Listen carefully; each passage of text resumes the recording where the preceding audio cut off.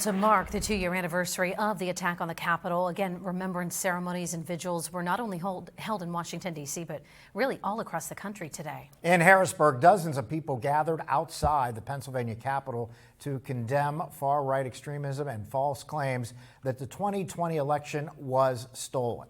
Erie News Now state Capitol correspondent Brendan Scanlon tells us about the remembrance ceremony as well as the impact the insurrection had on the Pennsylvania Capitol. Good evening, Brendan.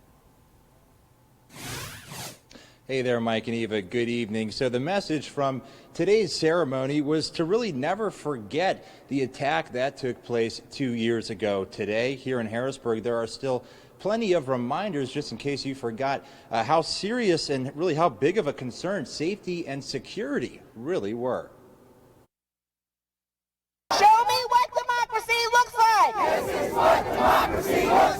On the 2-year anniversary of the deadly U.S. Capitol insurrection, Democratic lawmakers and advocates denounced far-right extremism, saying it's a threat to democracy. January 6, 2021 was another day that will live in infamy in American history. And calling out House Freedom Caucuses in both Harrisburg and Washington. That we will not tolerate this extremism, this MAGA extremism, and the fascism coming out of the Freedom Caucus. If that's Scott Perry's Freedom Caucus, or if that's the Freedom Caucus that's here and behind this building, here in Harrisburg.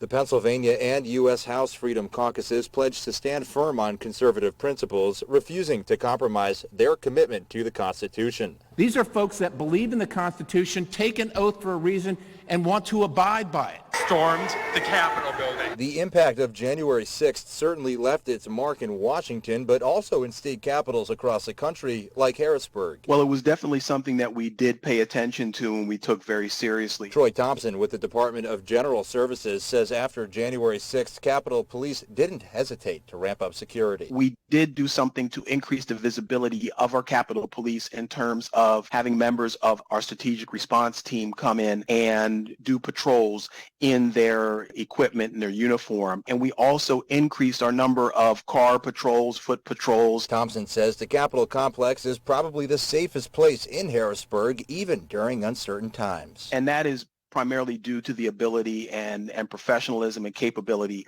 of our Capitol Police force.